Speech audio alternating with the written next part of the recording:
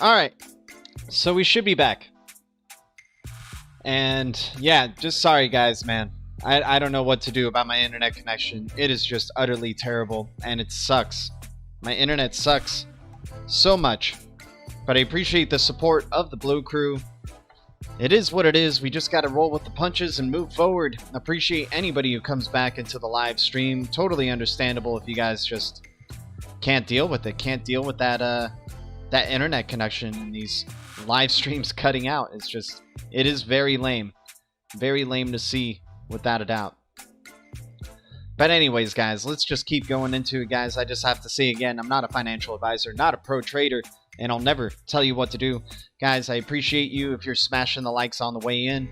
We had a good amount of likes in that last stream. Unfortunately, got cut out, and it is what it is. But hey, let's try to get those likes to reach out to the YouTube algos and stuff and bring some people into the stream again. Appreciate y'all once again. So, let's just start jumping into the news, guys. We were looking at XRP's chart right here, doing its thing. I'm pretty optimistic for XRP. I'm hoping that we found a bottom right here. Confirm here as a higher low, which could be a lot of good things right here. There could be a lot of FUD just trying to shake you out, especially with the red that's going on. And we were talking about the Milwaukee Bucks and the Phoenix Suns, and the Phoenix will rise.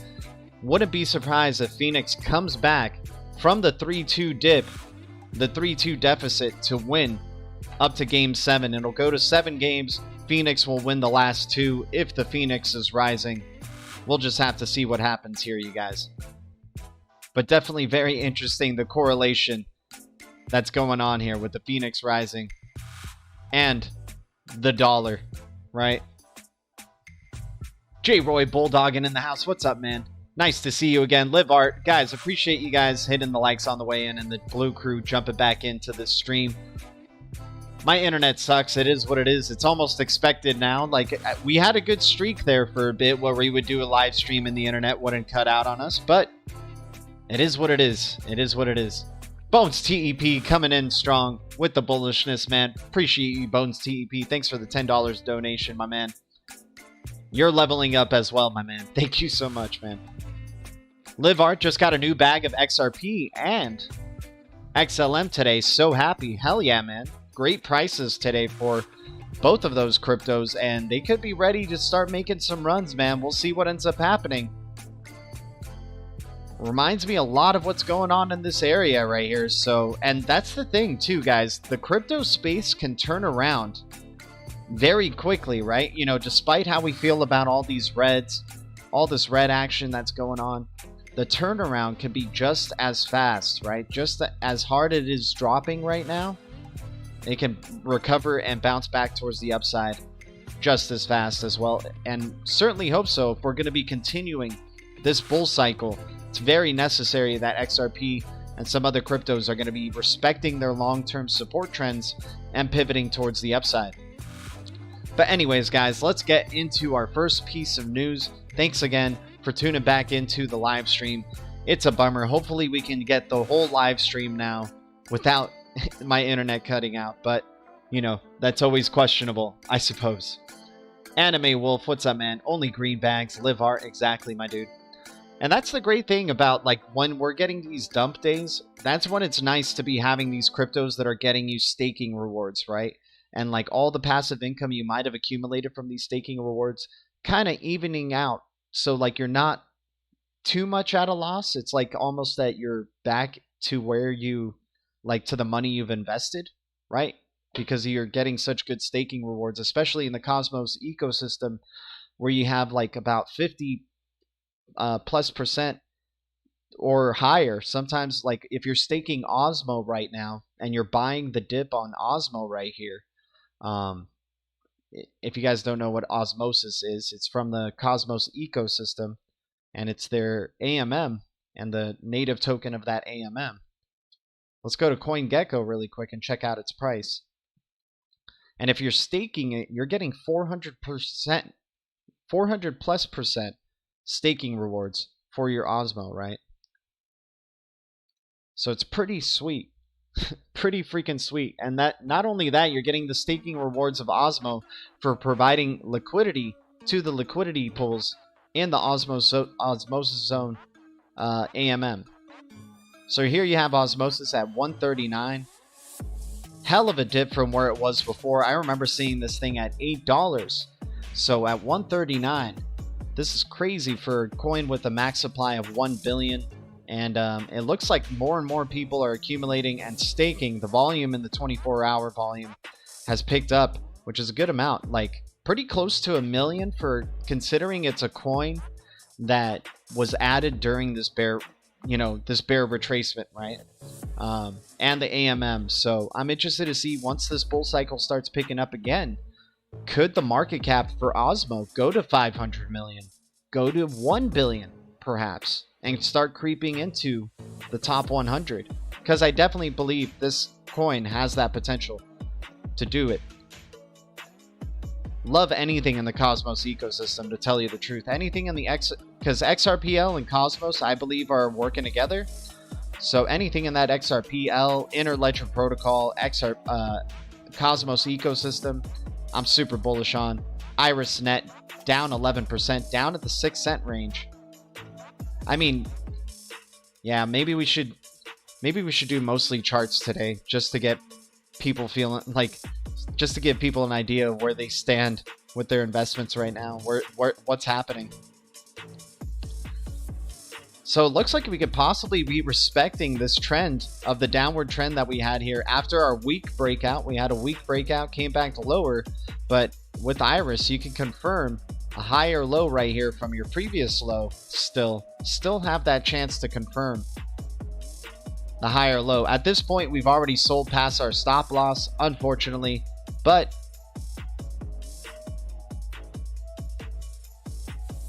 still could get a chance if we get the bounce right here for a 35% gain towards the upside, which could be mega bullish for Iris. And this project is going to be something special, man. Doing what they're doing with the IBC for the Cosmos ecosystem, their iService integrated with the blockchain service network in China. Very excited for that project. Man, I want Flare to come out 4-year XRP maxi time for some DeFi on ground floor. Anime Wolf, I hear you, man. Flare's going to be awesome, dude. I can't wait for Flare to be released, get our 15%, start staking some of that, start staking some of our XRP by turning it into FXRP. I think Flare Finance is going to be like very relieving to have that platform coming out, especially, so many great DeFi opportunities coming out. Looks like now near the end of summer, with Sunday Swap for Cardano and OzCam, all these DeFi options. Once the smart contracts platform or smart contracts of Cardano is launched, you'll probably have these AMMs and DeFis for that. You got Solana's DeFi opportunities. You got Cosmos ecosystem DeFi opportunities. Hell, who knows if XLM and HBAR and Algorand start jumping into the game, which is going to be crazy. VeChain, who knows? There's so many great crypto projects out there, and they're all jumping into DeFi. They're all jumping into the NFT space. And with Flare is going to be such a big player in the space because of its role with the XRPL and XRP and all these other major cryptos, allowing for cross-chain, swapping and trading, which is going to be amazing. Baby XRP rewards you in XRP? No way. For real, J-Roy? It rewards you in XRP? Okay, I gotta check out some baby XRP, man. I remember Crypto Tales doing a video on that. Shout out to Crypto Tales, by the way. Guys, thanks for the 14 viewers and the 5 likes. We got Kevin Land in the house. What's up, Kevin Land? Good to see you, dude. Guys, appreciate the support. Thanks for your support to the channel, guys. We've already gotten to 20 now. So we got 20 more subscribers since 2,500. We're on the way to 3,000.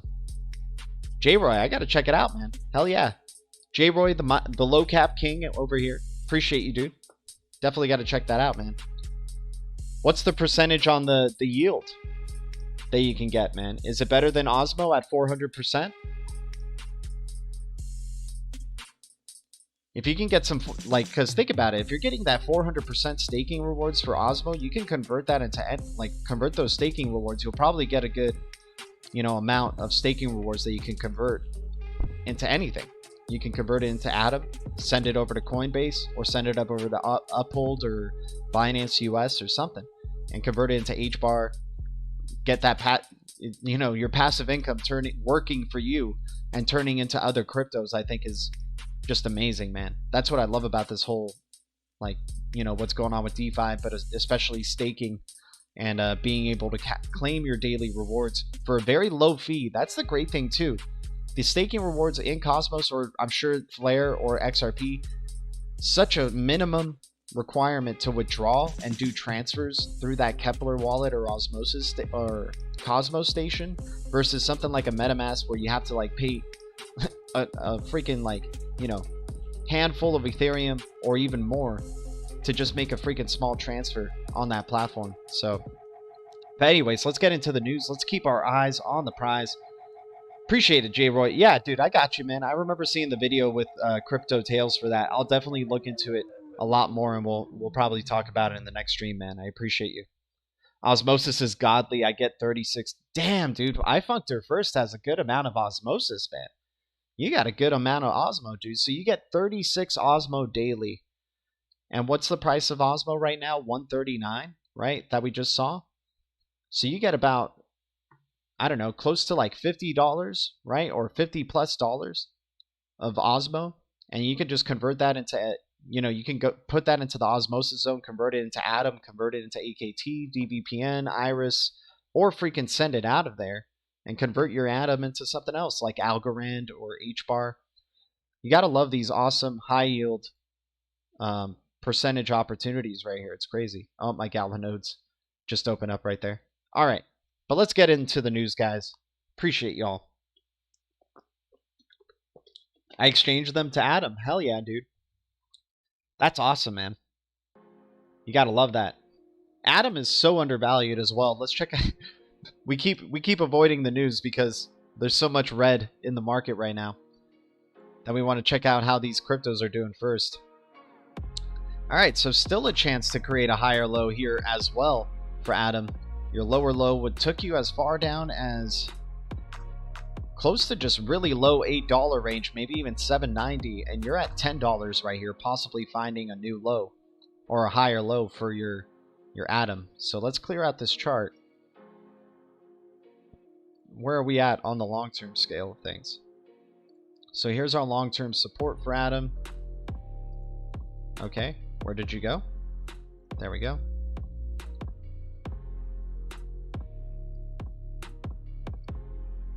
So sure, do you have more room to go down? Possibly, right? Maybe this isn't the head that we're looking for, right?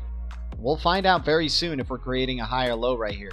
If we don't, you're going to see it because it's going to go down to like $8, and the moment it hits like $7.70 or $7.80, you know you're going down towards this support trend, which is going to land you at $6.70, $6.90 per Atom, which would be utterly insane to see. One of the reasons we do believe we could be pivoting around this range is because we're testing historical resistance as support, right? I don't know why this thing keeps disappearing on me, but it does. Okay, there we go.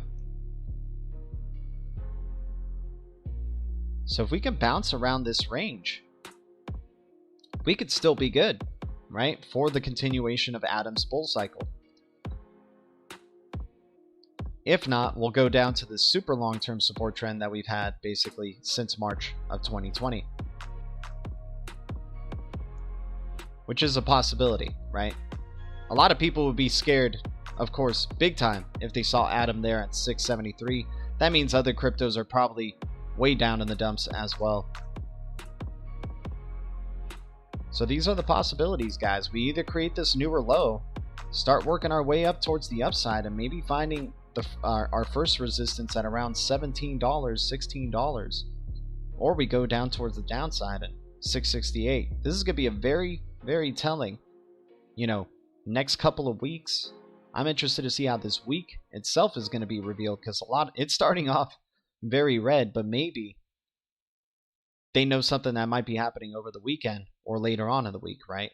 The news just ebbs and flows all the time, right? One day of news that's like bad, you think the whole market's going to crash like the next day, and the next thing you know, it starts pivoting because somebody else makes a major announcement or something else happens, right? I wouldn't mind. I'm trying to stack 3K atoms. Man, dude, you got a good amount right there, bro.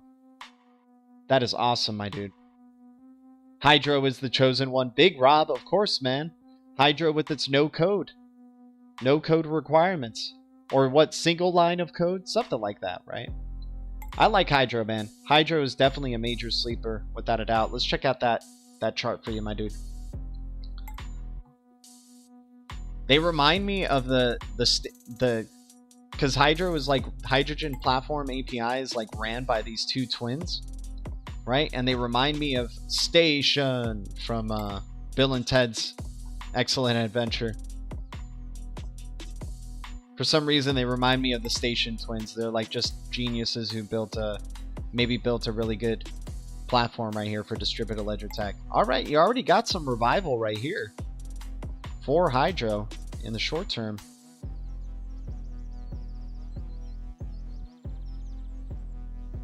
Look at that, man. It's not bad. Possibly bouncing off your long-term support trend. Let's go back to March 2020. Alright, so there's still a chance. I mean, this could be your pivot point right here, though. You had a lower low, lower low. If you can confirm the higher low around here, we could be good for... This is Hydro, right? Yeah. We could be good for Hydro. Of course, you could come down to test the support trend. And then start picking up some steam again for Hydro. But definitely an interesting project to keep an eye out for. Looks like we got in a nice little breakout towards the upside. But it looks like you could be overbought at this point, according to the stock RSI. And your RSI is starting to go towards the downside. You got the pivot, you made some gains, people are taking profits at around this range. There's been selling pressure around this range before. But long term, pretty bullish on what Hydro is going to be able to do. It's going to be having cross-chain interoperability with Algorand, Cardano, Polkadot, Binance Smart Chain, and Ethereum. Looks like they could be setting up a amazing sleeper, like dark horse type of candidate right here. If we try to find what's the next high possibly coming, talking about 3.6, maybe back up to that 4-cent range and then wick down, but that would be at the top of this channel right here. But the same thing too. Over time, you've just been getting more bullishness, right? Bigger bullish wave after bigger bullish wave. Wouldn't be surprised if we go up to that nickel range for Hydro before a major retracement, and then coming down to test the top of the channel here and maybe even go higher for the first time, maybe back up towards that 10-cent range that it was way back in the day. Like, this is the time, man, to be, in my personal opinion, this is the time to be greedy, dude. We've been going down and down and down. This is the time to be freaking greedy. You know, I wouldn't say like for Hydro right here, maybe short term, not the time to be greedy, but all in all, like the overall journey of this market, especially if we're continuing this bullish cycle, I think we're going to be looking back at this summer and saying that was a bloody summer and we should have been accumulating. People think XRP has a ridiculous supply until they see Shiba Inu. Exactly, CKJ cellmate for sure. Bro, check out Dash, major buy today. Dude, everything's a major buy today, Crypto Mike. Look at this, man. Everything's down like in the past 7 days. A significant amount, right? Except for ETN apparently, but you know, 30+% gain dips, right? But let's check out Dash. I hear you, my man. How you doing, dude? I was actually going to hit you up and see if you wanted to go grab some lunch, my man, after the stream. You already got the pump up here for Dash on the short term. Still a possibility to come down towards the long-term trend line here, but you do have historical moments of accumulation at around this range, and it did it right here with the sign of the wick. So maybe you could be ready to set yourself up for a breakout. Definitely got a breakout going on for sure. Now what's it going to do, right? It's kind of stuck between a rock and a hard place, to tell you the truth, for Dash. Because you got a ceiling right here that it's already starting to face some selling pressure at. So this could be very interesting to see what's going to be happening in the future for Dash. But do we confirm a higher low? I guess you could say that's a higher low if you count the wick. Right? It could be ready for its pivot point. So let's see if it were to be bullish. Let's do our fibs.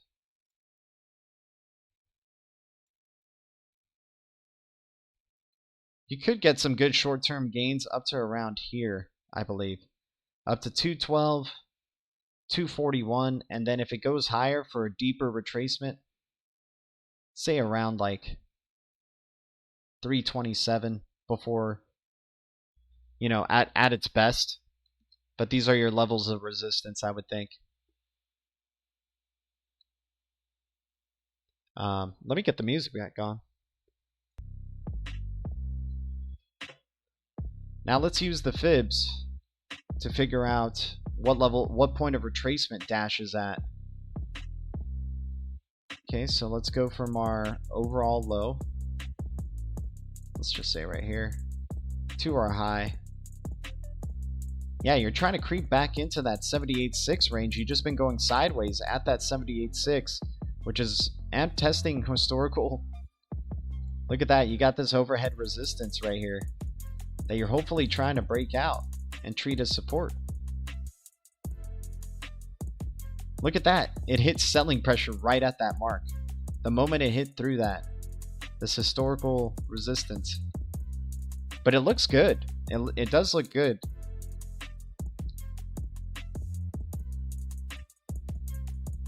I wouldn't be surprised though if you get a little bit of selling pressure, takes you down to that support trend line, like at around $99. But, you know, some people don't want to take that chance, right?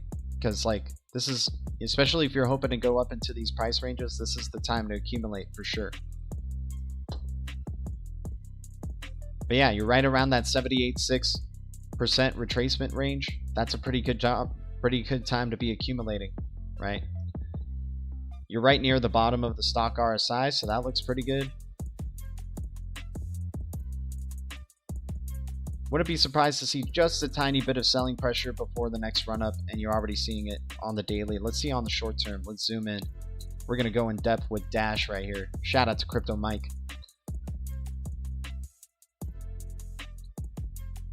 All right, you're starting to get some bullishness coming back in here. Looks like you hit that overhead resistance that's around here. So we'll see what ends up happening. But you definitely broke out of a long-term trend, so we'll see what the journey is. This could be bullish. Getting some good buying pressure underneath here. Confirming a lower low. Or a higher low, I mean, from the lowest of the low. Not bad, man. Not bad. 724. What's up, my dude? XRP going to the moon soon. It's just a matter of time. Without a doubt, my dude. Without a doubt. Strong shot up after they proponed the halving indefinitely today. Oh, okay. It just came out of nowhere. You're right. That green pump up just did come out of nowhere, and this could be a sign of things to come for other cryptos as well, right? Like here, let's see how similar this chart may be to XDB, because I think XDB was a sign of things to come from a lot of cryptos, right? So let's kind of just try to remember this image right here. We have you know, kind of the ramp up and coming down, and then kind of going sideways a little bit, like towards the downside. Selling pressure and buying pressure ease up. So let's see where XDB, because XDB had like a major breakout, right? For some reason, digital bits is a good indicator for what might happen to other cryptos. So yeah, you get this run up right here, crash, starts going sideways, and the buying pressure and stuff starts easing up. And look at that. Doesn't that look similar to what just happened with Dash, right? That we just saw. Like you have that selling wick on the top, and then next thing you know, the bullish pressure just continued. So this could be a good run up for Dash right here. Good pivot towards the upside. Then you started hitting the overhead resistance and creep back in. But look, you know, sellers may be losing some momentum already, right? It could go a little bit lower, but if it can confirm a high or low, even around this range, you can get a continuation for XDB. But it's pretty funny how similar that looks to it looks similar to a lot of other cryptos too, like HBAR and VeChain. You get this little run up and dip, and then this little sideways downwards pressure, right? See, you can see the similarities when I'm like going back and forth. So this could be a good setup for some gains to come right here for Dash, without a doubt. But once again, Vince724, appreciate you, my man. Without a doubt, we know XRP's the Phoenix. And so what I was saying about the Phoenix Suns and the Milwaukee Bucks is that so far, you know, it's playing out like how a Phoenix would rise. Milwaukee has somehow taken over the series now with 3 wins in a row. The Phoenix Suns started off hot with two wins. They lost 3 games in a row. Now that it's a must-win game for them each game, and you're going to see the Phoenix rise, man. I think that team is going to come back and win and take it from the Milwaukee Bucks. And that's going to be the metaphor of the Phoenix rising, right? JL FOMO in the house. What's up, JL FOMO? Good to see everybody here. Yeah, Blue Crew is the best, man. Appreciate y'all.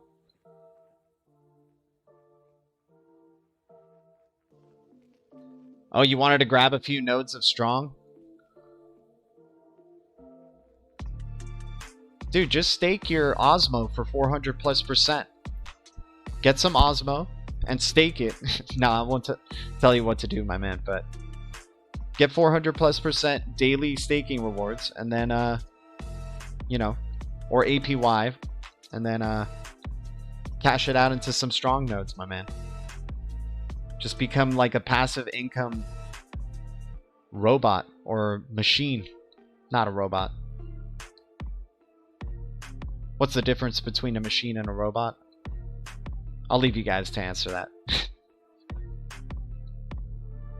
Alright, so it looks like you got a descending channel right here for Strong. Strong's looking pretty bullish, treating possible previous resistance as support right here.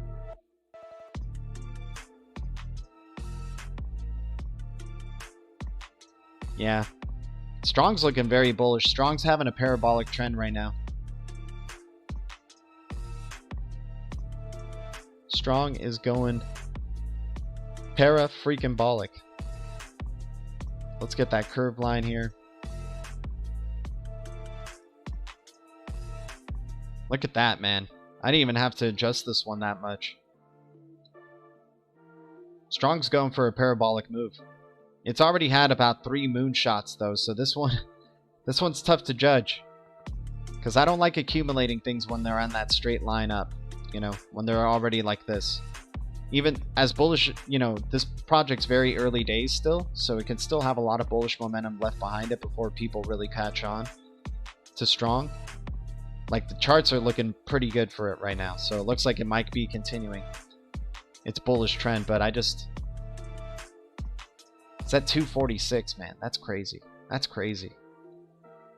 You could have a double head right here, though. The 4 hours actually suggesting short-term bearishness. Right here. Double top. Probably could come back down to, I'd say probably around here. You might get that chance, Crypto Mike, man. You never know, dude. You never know. You might get that chance. So far, when it's double topped right there, and possibly right here, man, you could get some bearish pressure in the short term, at least, going up until August or something. You do look to have a short-term support trend, though, towards the upside that it could be respecting. This one's tough to judge, man. It looks like it's going to be making some parabolic moves for sure. I just feel like maybe you might have a chance. That might have been your chance right here at the bottom. That might have been it at 191. Everyone's buying it and creating nodes. Can't sell once you create a strong node. Yeah.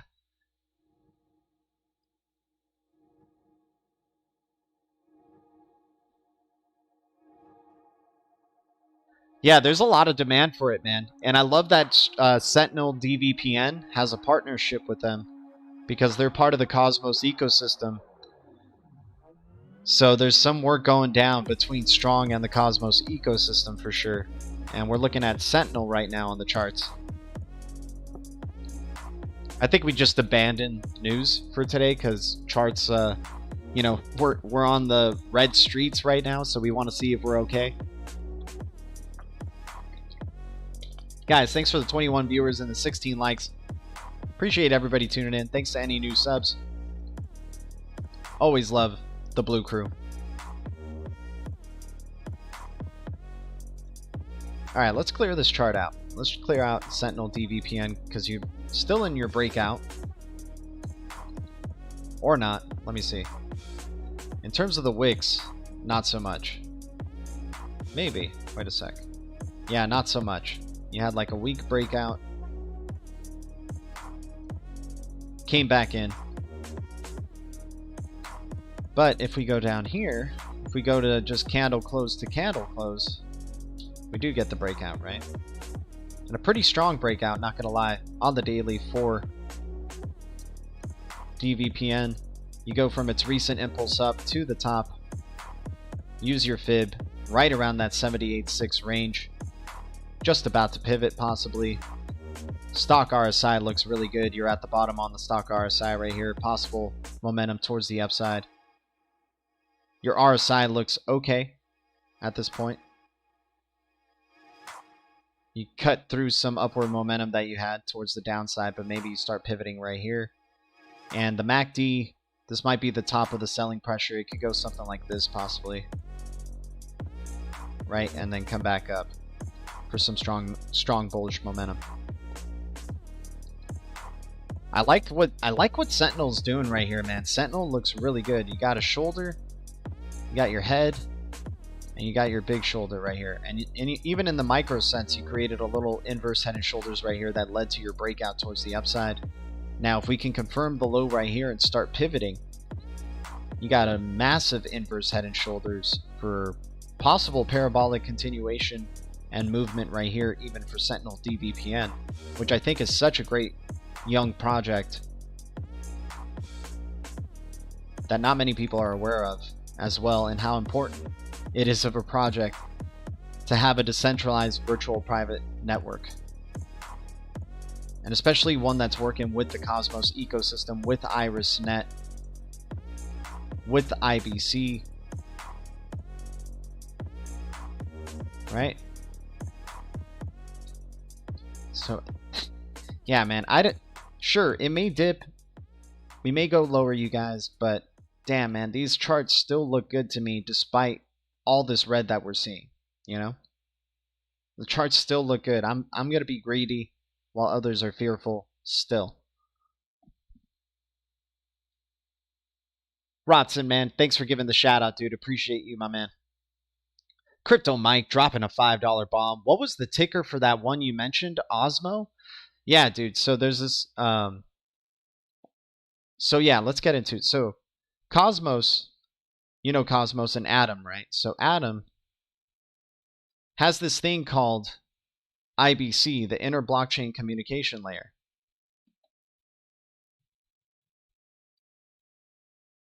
So then we're not going to like go super deep into this, but I'm just going to give you a very general overview. So they created this thing called the Inter Blockchain Communication Layer, which is a protocol that allows for inter blockchain communication.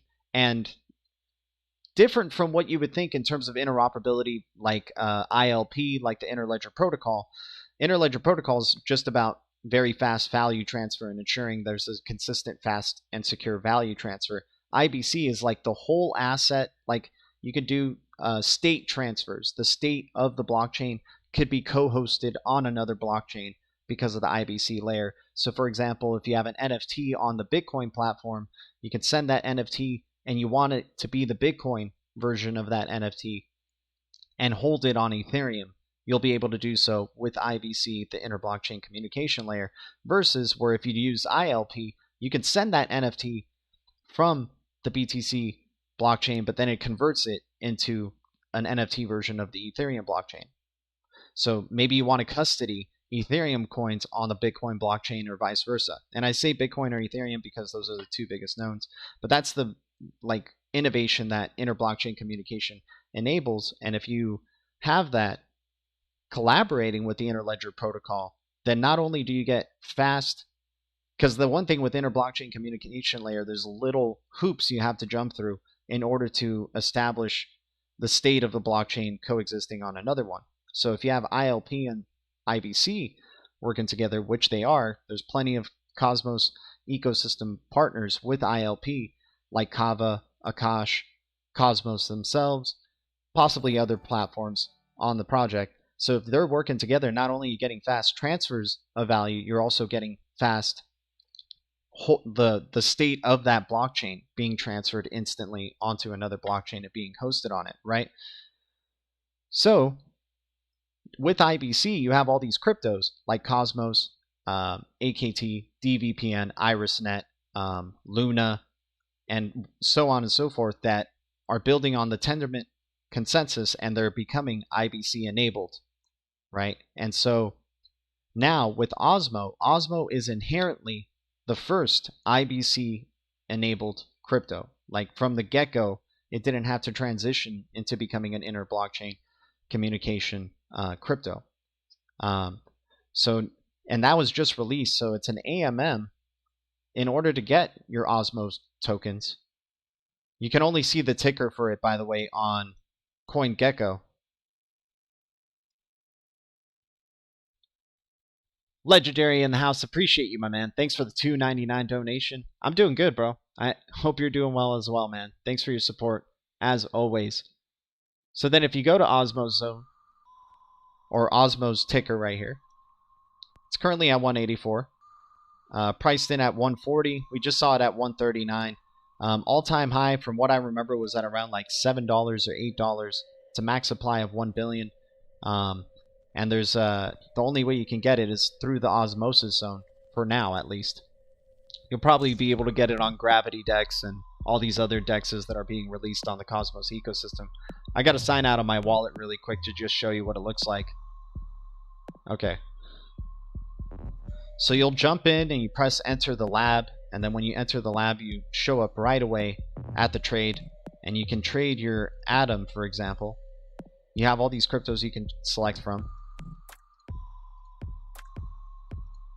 But you would deposit your Atom into a Kepler wallet. You'd set up the Kepler wallet. It's sort of like Cosmos's version of MetaMask. And the fees to do these transactions are super minimal, not at all like Ethereum transaction fees. They're like under a penny or like 0.05 worth of an Atom, right?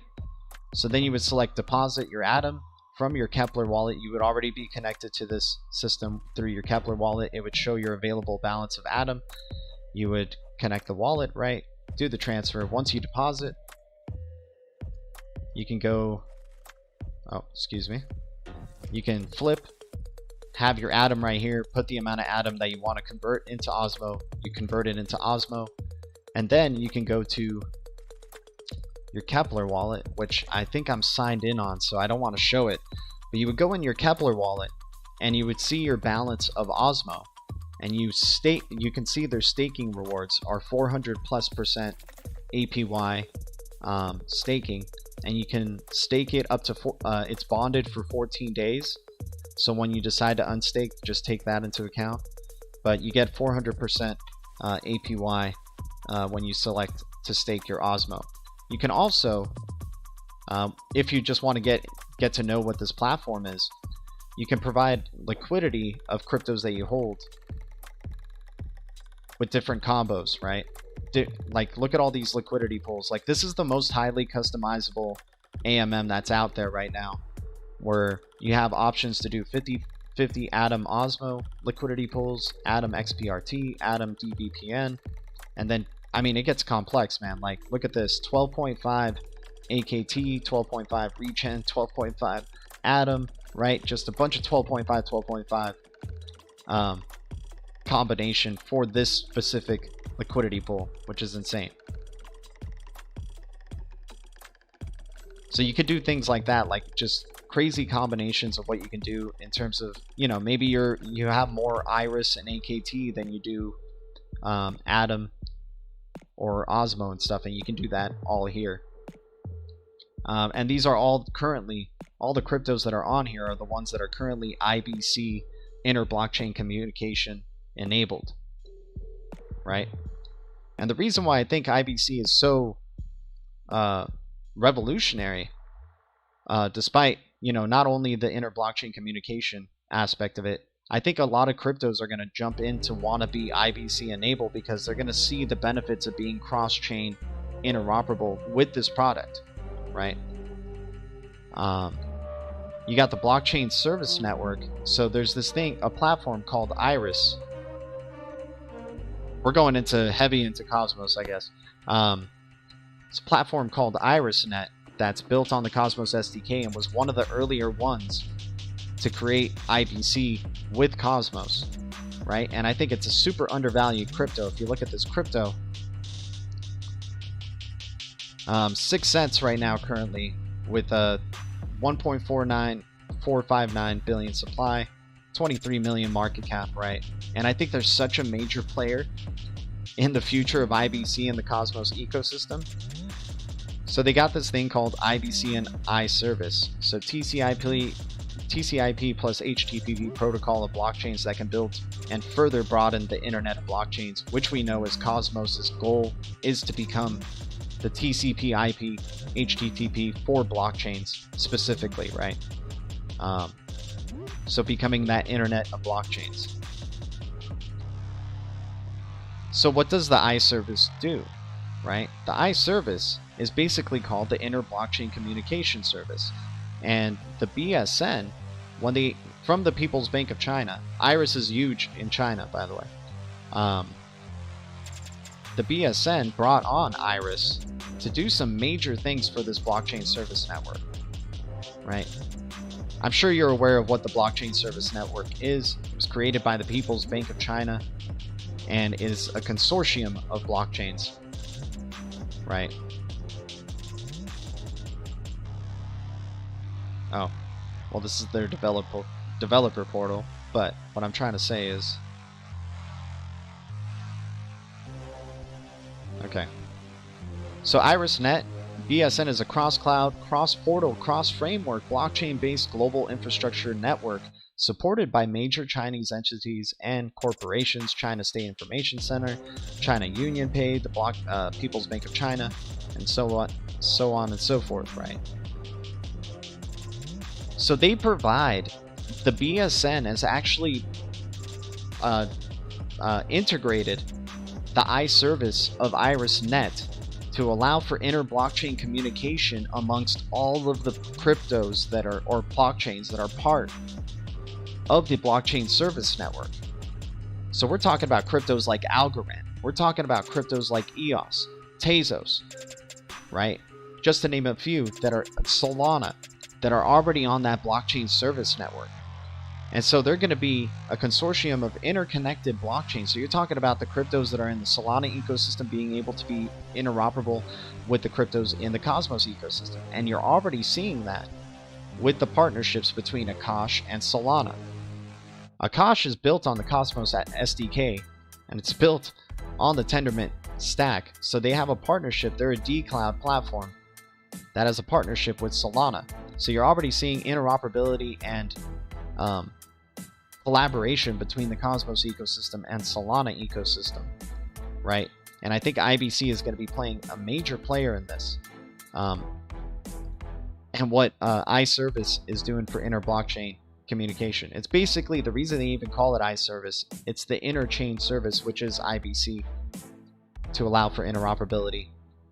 So that's just, you know, we went into talking about Osmo, and then I wanted to bring some awareness to Iris Network as well. All right. But yeah, it's been a pretty cool AMM. I mean, until Flare Finance comes out, I'm going to be really excited about that. But man, look at these percentage APRs for doing these pools. On Osmosis Zone, you can get 564% APR, 40%.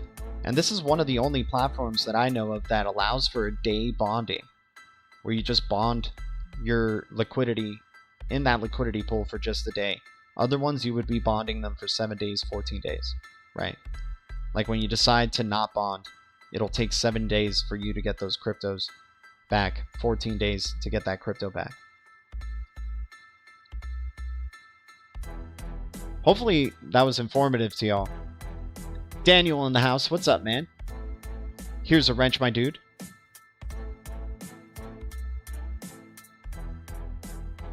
I found a bugged BTC exchanger.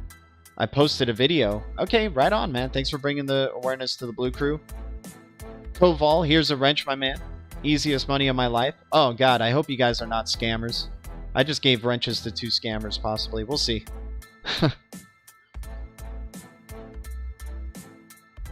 My dog is barking at the science dog.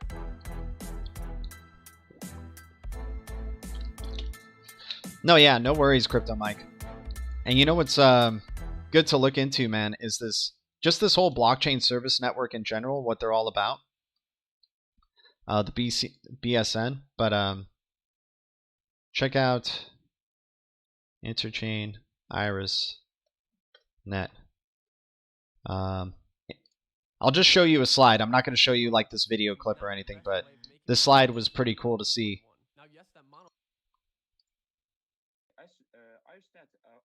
Okay, so this is Jeffrey Hu. He's a pretty cool guy. He used to do research for the People's Bank of China, and he's working on IrisNet now. And they're stationed in China, so I feel like IrisNet is the Cosmos for China. Like Cosmos is like the international hub, and then specifically for China, because you know how strict they are, IrisNet is like the representative. Okay, so give me a second. I'm trying to find the slide.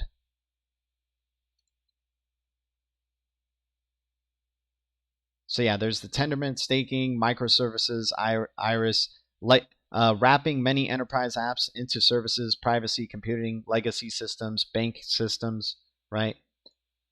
And remember, they have connections to the People's Bank of China, so this could have involvement with CBDCs.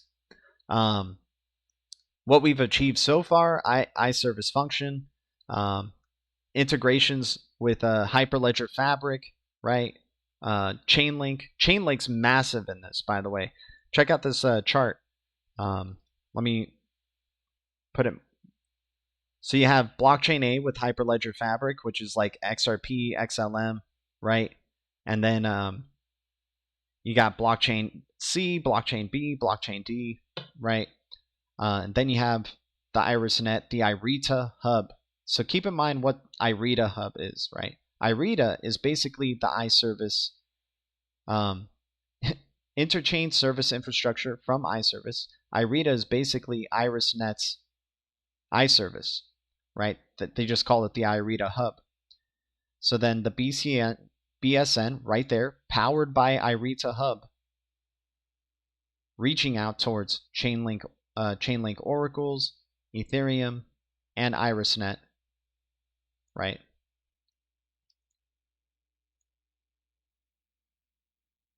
So then let's see what IRETA is.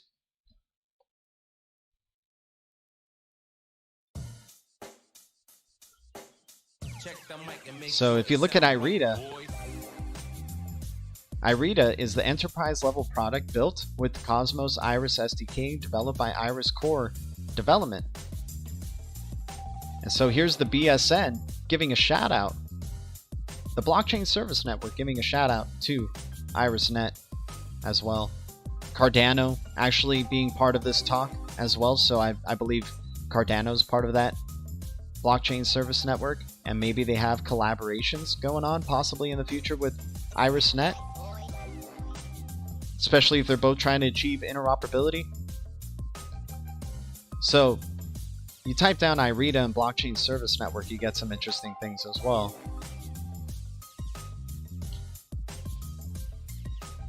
Look at that. IrisNet Enterprise IRETA has been chosen by the BSN to support Cosmos ecosystem. China's Blockchain Service Network officially kicked off in Beijing April 2020. The BSN initiative, a joint effort led by the State of Information Center of China, China Mobile, China UnionPay, and we're going to find the People's Bank of China. They are involved with the BSN. The launch of BSN also captured widespread attention from overseas. So how does IRETA support BSN? BSN introduces 3 network participants, cloud service providers. By the way, Akash is a Cosmos ecosystem decentralized cloud provider, right? Blockchain framework provider, particularly consortium blockchain. And application developers, IRETA falls into the second category. It's a consortium blockchain based on IrisNet development. The end goal is to provide application developers to be able to build applications using, we love that word, using IRETA on BSN. Using Iris, guys. Using the iService on BSN. So that's going to enable inter-blockchain communication amongst all those cryptos as well. It's really good to pay attention to what's going on with the blockchain service network and what's going on in China and what they're building over there, especially if they're the leaders right now in central bank digital currency research and development. We'll have to see what the US does. Maybe the US has something really big under their sleeve. Maybe they don't. We'll see. Ecnofo in the house. Thanks for that request, Crypto Mike, and run through of the zone GDLT. Yeah, mix, no worries, my man. I'd recommend definitely setting up a Kepler wallet, you guys. If you guys are into this Cosmos ecosystem stuff, if you're into that, Kepler wallet's pretty badass. You can do Cosmos Station as well, but if you want to be connected to the Osmosis Zone, so far it's through the Kepler wallet, and the dude, it's like a way better version of MetaMask, in my opinion. Like, to do transactions with MetaMask, sometimes they're really slow, sometimes they're just expensive, right? And so I think what Cosmos ecosystem is doing here is really changing the game, and I think we're going to be having a hell of a second half of this bull run, and Cosmos being probably very involved, especially now that IBC was released. Inter-blockchain communication, guys, was released during this bear trend. So we don't even know what the bull market could do for Cosmos and that Cosmos ecosystem now with the bullish trend behind it. Also, DVPN right here. Cup and handle possibly. Got our breakout towards the upside. We'll see what ends up happening, though. Could be a long-term channel that could be forming right here, right? Maybe that's why we got rejected right here. So descending parallel channel. Hopefully it doesn't descend too long and we can get that breakout, get that higher low, and make our way towards the other direction.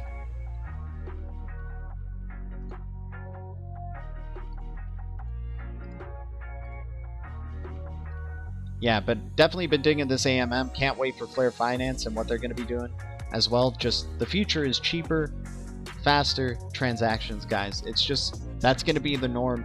I don't want to bring any maximalism into it. It's just, if they're providing cheaper and faster transactions and great rewards, and they're actually working on real products that are serving real institutions like the blockchain service network, then I'm speculating on that.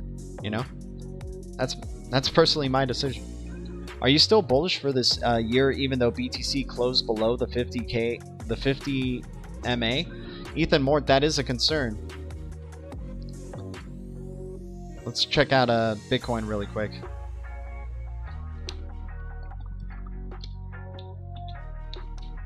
So this is what we're looking at here for BTC, right? Despite the 50 MA, 50-day MA, the stock RSI still looking really nice. Your RSI is still on an upward trend right here.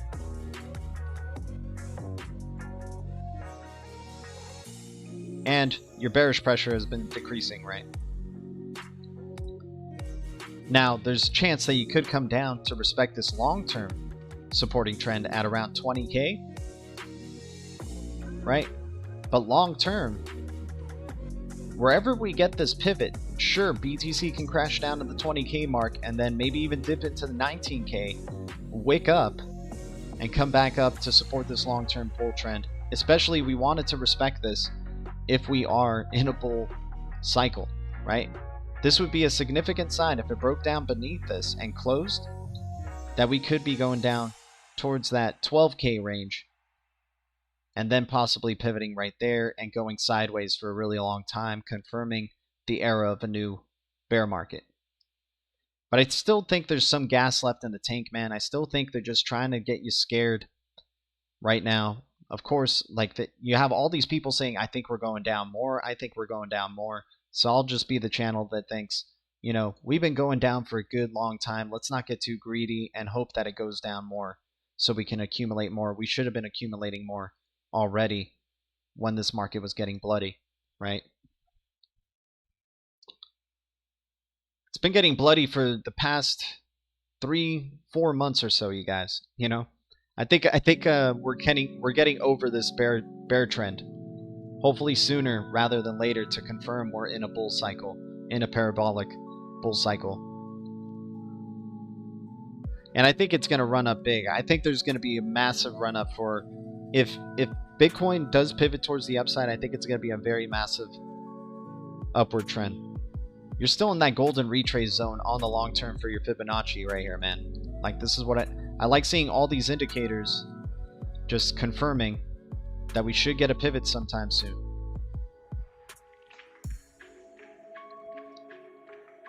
This is an accumulation zone around here. This area that we're in right now is an accumulation zone. If it breaks, if that accumulation barrier breaks, that resistance breaks or support breaks, then yeah, we may be going down towards that trend line to the 20K. Let's just hope it's not the case. But it is a possibility, of course. Right now, currently, where I think we're at reminds me a lot of this area right here. This small, in a smaller sense, this area. Right? Where you get small hump up, pivot down, small hump up again, kind of double top, but then you ended up breaking out towards the upside. And then right here, small hump up, but a bigger scale than this one. Go sideways for a bit. So this could, like, maybe they're starting this week off red as hell to just get us scared as hell. And then next thing you know, we get a pivot towards the upside on the weekend, right? We've seen that happen many times before. So hopefully that answers your question, Ethan.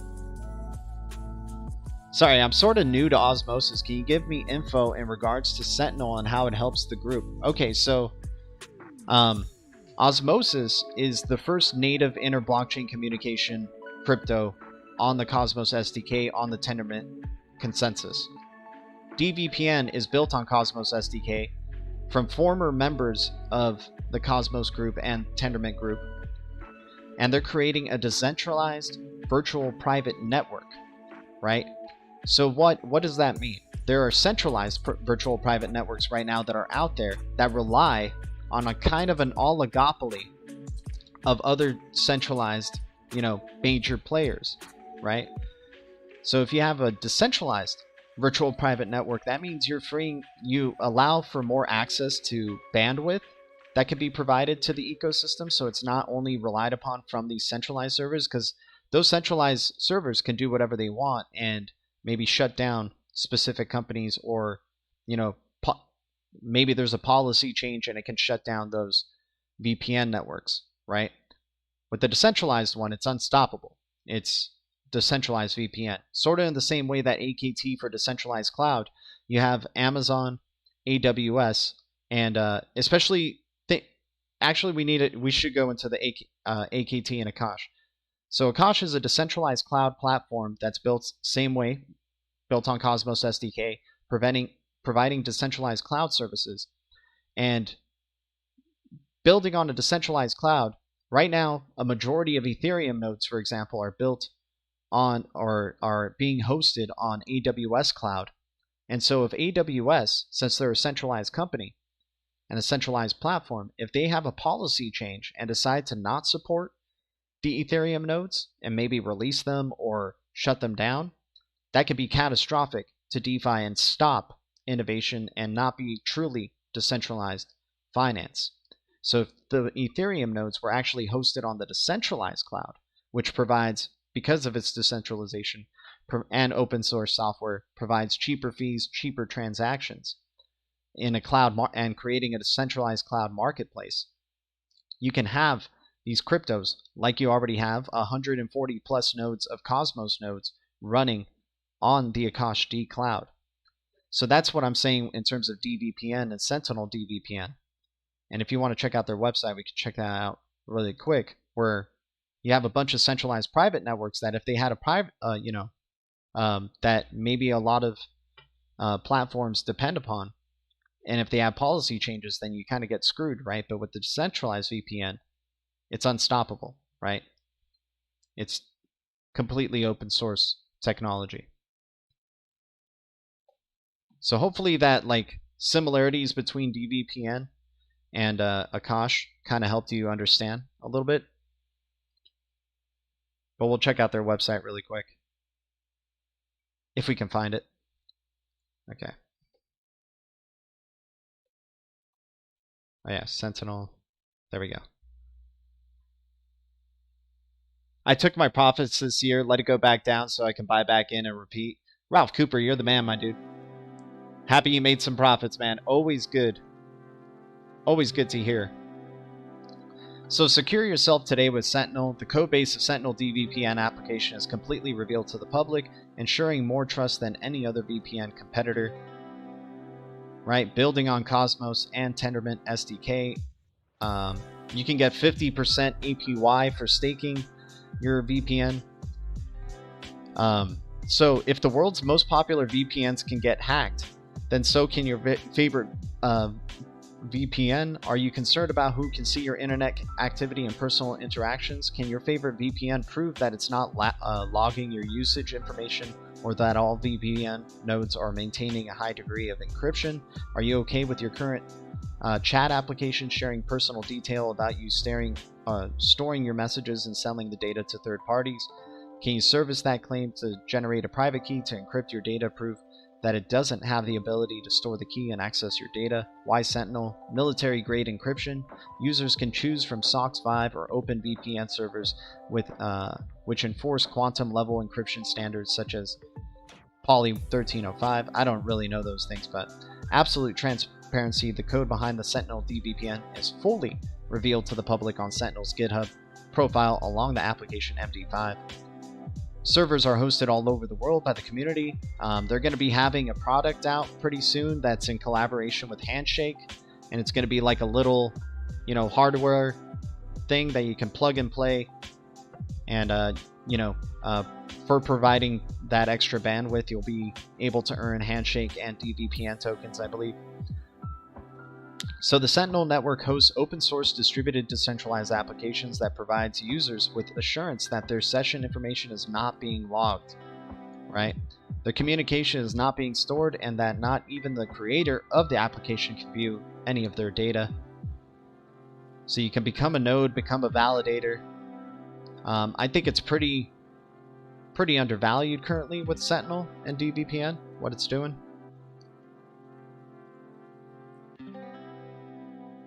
Could be at the top of this channel, but if we can confirm a high or low right here, it could be good times ahead for Sentinel DVPN, but we'll see. We'll definitely see.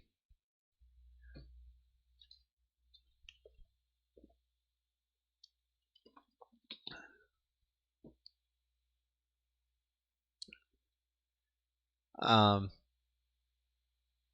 me see where you're. What? Can you rephrase that, Izar? Can you rephrase that for me, my dude?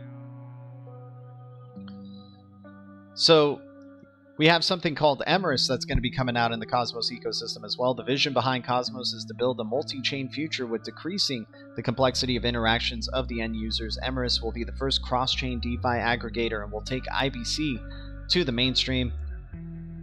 Could be exciting times ahead for that Cosmos ecosystem, I'll tell you what. Secret Network. CeFi governance launches on mainnet July 27th. The reason why I like the Secret Network and the Secret Project, the SCRT token, not only with its affiliations of Cosmos as well, but you got connections to Ethereum and Monero, and they're providing private smart contracts. The first time ever that privacy is inherently built into the smart contracts platform, and it becomes an option of when you reveal your data instead of currently the way smart contract platforms are right now is that the information is completely public to everyone, and that doesn't seem too appealing to businesses who might want to keep some of their information, like customer information as well, classified, right? But of course, you'll always have that immutable proof attached to the blockchain to prove what you need to prove, but keeping everything inherently private until you choose to make it public, which is great. That's what I like about the secret network a lot. Still respecting this area of support, this long-term support trend. I still think we're bottoming out around here for secret network. I think it's a hell of a opportunity right here for this platform as well. Maybe we do go lower. The lowest you could possibly go is around 50 cents, but right here, pretty nice accumulation area. And if we did the fibs, you can see you're completely oversold right now, just dipping just under the 78.6, but could be creeping back above it. We'll just have to see what happens for the secret network. Hedera Hashgraph. With this partnership, we are expanding the Liechtenstein protocol for Hedera network to establish a new standard for security tokens and tokenized digital assets. LCX will also add support for Hedera's native cryptocurrency, HBAR, on LCX exchange. Guys, big news. Dude, I'm loving what Hedera is doing, especially the price that Hedera is at currently. We know they're going to be a major player in this space. They got collaborations going on with the ILP Interledger protocol as well, and Hyperledger. Really excited about Hedera Hashgraph and that project using HBAR.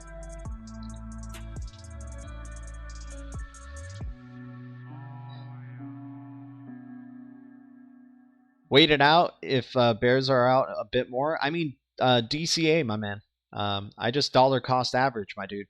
You know, if it keeps dipping more, then I got some fiat, you know. But I'll never tell you what to do.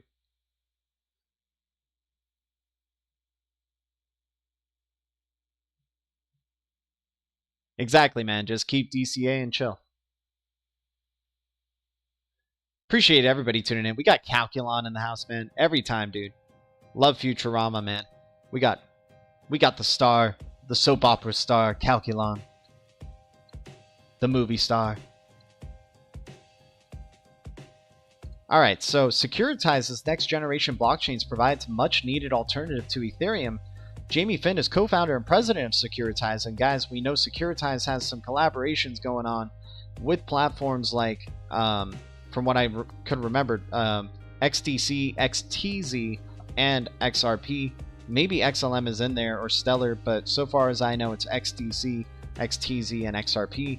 If Bitcoin is digital gold, then Ethereum is more practical cousin, the blockchain protocol upon which the rise of decentralized finance was envisioned to grow, or at least that was the idea.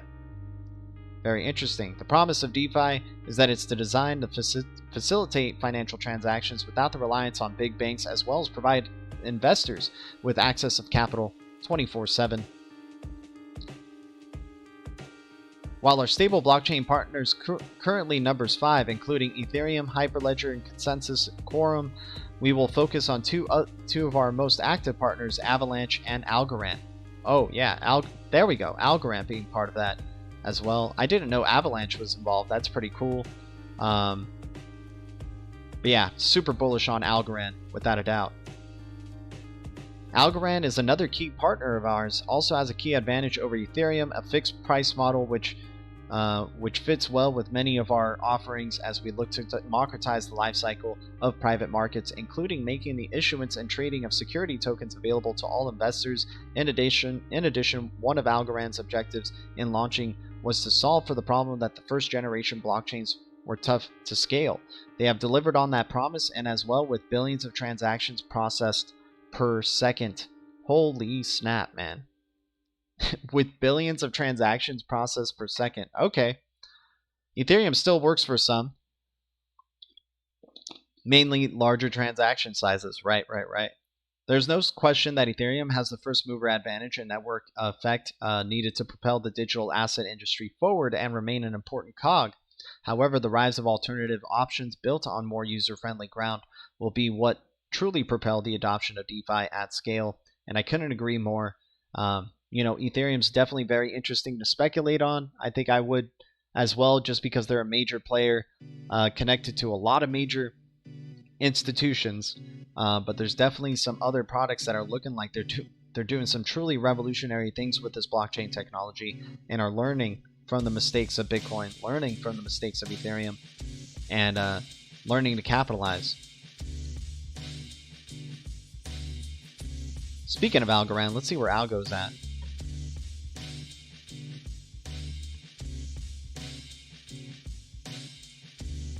Yeah, still in this like kind of descending triangle formation. Possibility of creating a higher low here as well. I mean, we dipped pretty hard to that 68-cent range for Algo for a bit.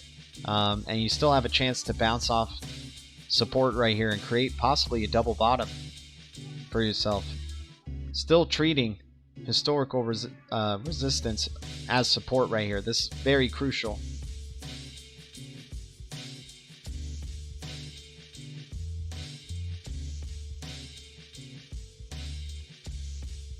Yeah, we'll see how this plays out, man. We'll see how this plays out. Because you do have a super long-term support trend, which could be a sign of a bear market for the short term if Algorand goes down to 40 cents.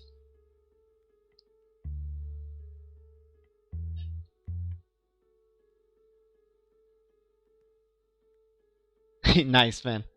I'm considering selling one of my rental properties and going all in on AKT. Risky but lucrative. AKT would pay better rent. Diesel Hound, I hear you, man. I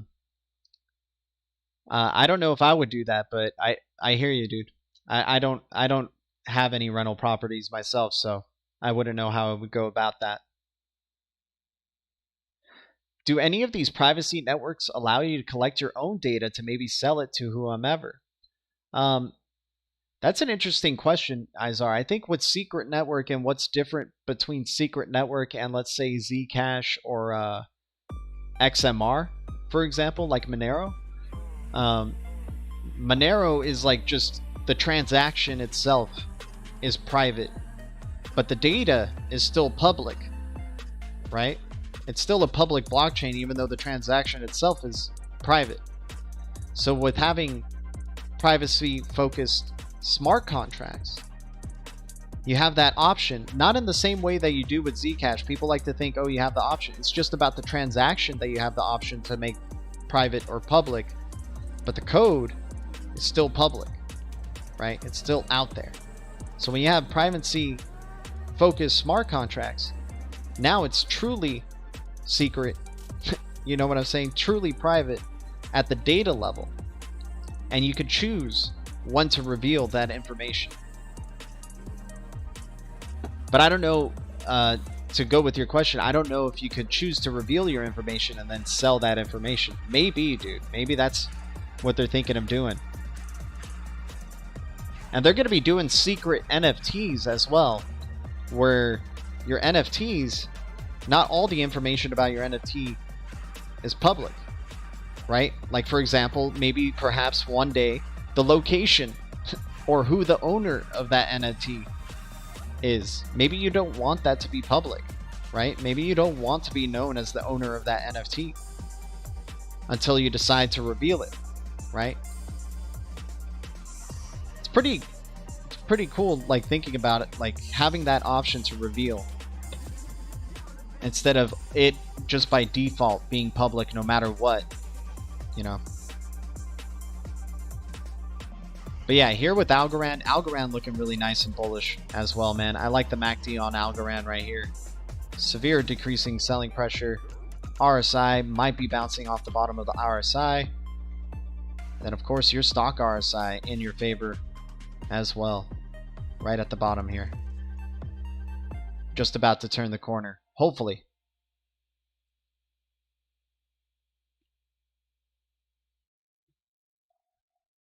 I figure it would be a way for people to make their living in the future. Yeah, there's going to be a lot of financial opportunities in this future we're going into, my man. We're talking about opening up everybody. I don't know. We'll get into some speculative stuff here because I know you guys have fun with it as well. So I saw Space Jam, the recent one with LeBron James, Space Jam: A New Legacy. And in this movie, everybody gets sucked into their cell phones to participate and witness LeBron James playing against this the bad guy named Algorithm, like algorithm and whatnot, and they play a epic basketball game against each other. But anybody who has something electronic gets sucked in. So for me, that sucked in moment where everybody gets, like, they're just standing there and they just go into their phones and stuff, right? Like they just zap in. So I think what that metaphor is, or what they're revealing in that, is that that's how it's going to be for the financial inclusion of the world, right? Everybody is going to be included in this new financial system. Everybody's going to have financial opportunities, right? But now everything will be even more monitored, and thus being able, you know, advertising gets better because they have more information, all this type of stuff that could possibly happen. But, you know, in this era with our digital phone and how it's evolving into contactless payments and ubiquitous payments, and your identity being the payments, play to earn, playing video games to earn money, being an eco-friendly participant to earn money, providing bandwidth to earn money, there's going to be tremendous opportunities. And we are taking advantage of a lot of these at their very early stages, right?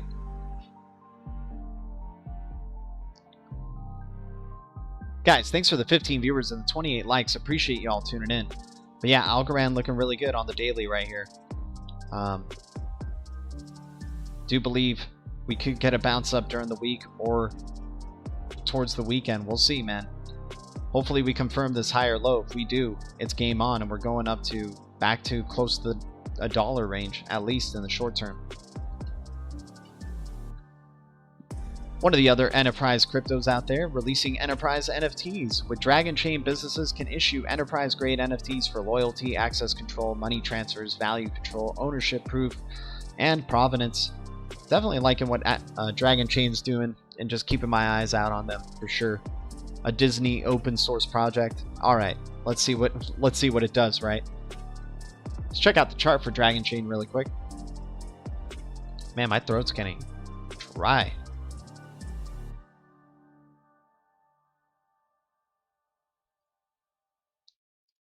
Overhead resistance that could possibly come. See where the long-term support trend is at. Man, so do you still have... You could still go lower, I suppose. But you probably want to be pivoting here at a range of accumulation that you've seen historically here.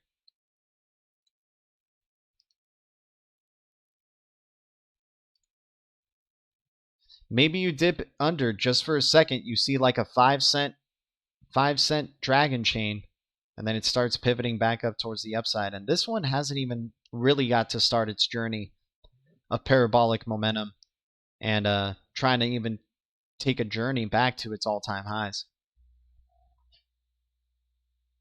It's crazy to know that we are in the last few generations that will see the rise of AI and all this tech. Exactly, man.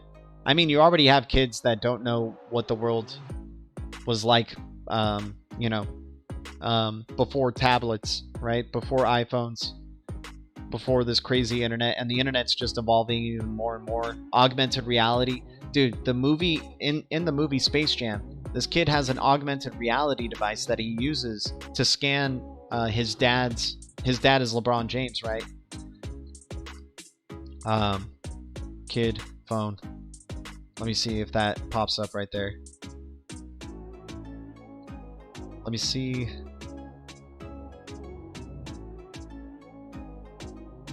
Well, either way, this kid would walk around with his phone, and he has like an augmented, he has like a 3D scanner on his phone, and scans these players and creates 3D versions of them, right? And things like that. So you're just going to have this crazy innovation of like your phone being able to do these 3D scans, create 3D versions of people, transform them, make them, you know, do things like this where you make them look like monsters or not or whatever. You could just be this, like, you could create this internet avatar based on your specs and what you like and whatnot. You'll have augmented reality. Pretty soon you'll probably have augmented reality glasses where you can change what you want to be seeing. But they're going to ease that in, right? They're going to first make it Like they're already showing like I don't know if you guys watched the NFL this past season, but they had the splash zone in football, right? So this is what it looks like. They would score a touchdown. Oh yeah, I gotta type down Nickelodeon or Slime Zone or something like that. Yeah, here you go.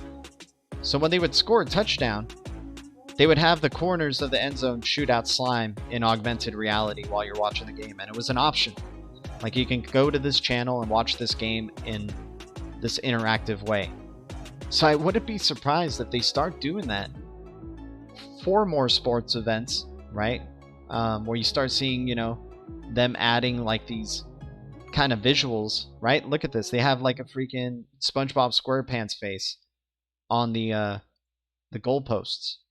So you're just gonna get really crazy interactive, just a bunch of like media freaking just flowing at you.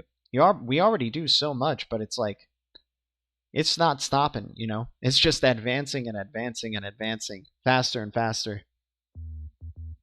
And then imagine you'll be able to scan something 3D on your phone and then 3D print that thing with your home 3D printer, because, you know, we've read what the future looks like, at least to the Royal Bank of Canada, and in collaboration with a lot of their banking partners, they believe in the future everybody's going to have like a 3D printer in their house, in the same way we do with a microwave, right?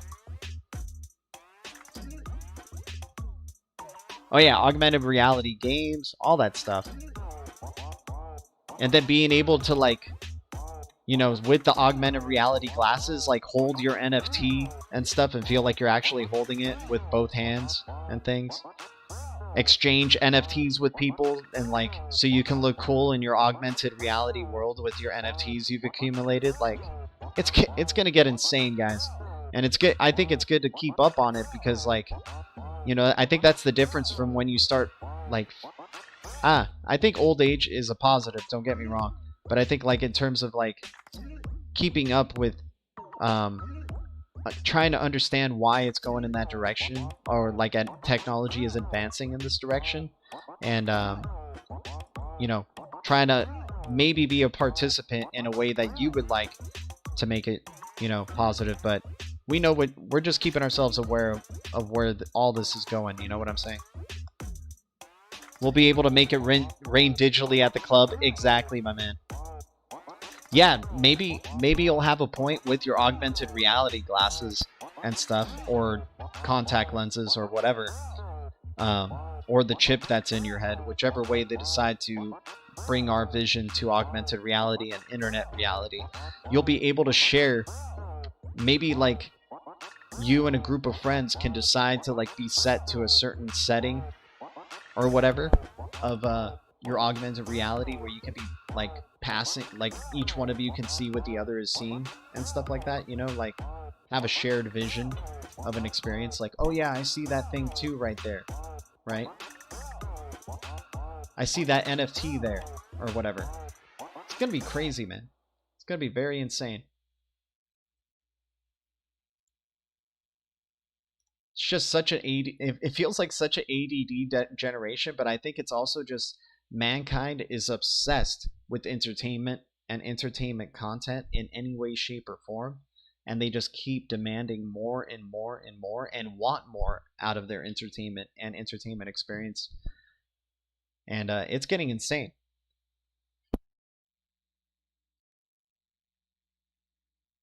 Wait, now that you mentioned that, man, nah, bro. I know, I hear you.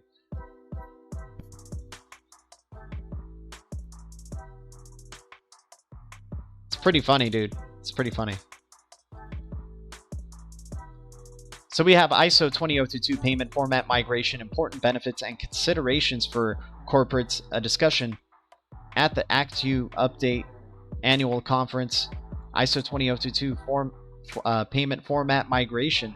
We know that big migration's coming, guys. ISO 20022 is going to change the way we perceive the financial system massively. This migration is going to be so pivotal from what we see the future of crypto becoming.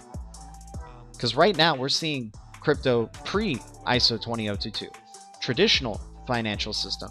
and how it works in this traditional financial system. But when we go over into that ISO 20022 format, and it starts really going underway, probably in 2023, 2024, we're going to really see what, how this global financial system has truly transformed into a whole different beast. And crypto, speculation of crypto, utility of crypto is going to be apparent with the ISO 20022 migration. Okay, so they have a YouTube video right here for ISO 20022 at a glance. I think, well, just for time's sake, I'm going to watch this some other time. But I'll keep the tab open, and I'll share the link with you guys if you guys want to check it out. But guys, appreciate everybody tuning in for another DL Talk. Always good hanging out with the Blue Crew. I hope to see you guys in the next one. Maybe a DLT late night live stream. We'll see. But anyways, much love. Thanks for the support, guys. Thanks for the 30 likes. Thanks to any new subs to the channel. We went over a lot today, like we usually do. And much love to the Blue Crew. You guys are awesome, man. Thanks for your support. Thank you. BTC community, XRP community, DLT community, crypto community, all the communities out there. Thank you, Blue Crew. The future is distributed ledger technology, and the future is bright. Much love, Blue Crew. I'll see you guys in the next one. Adios.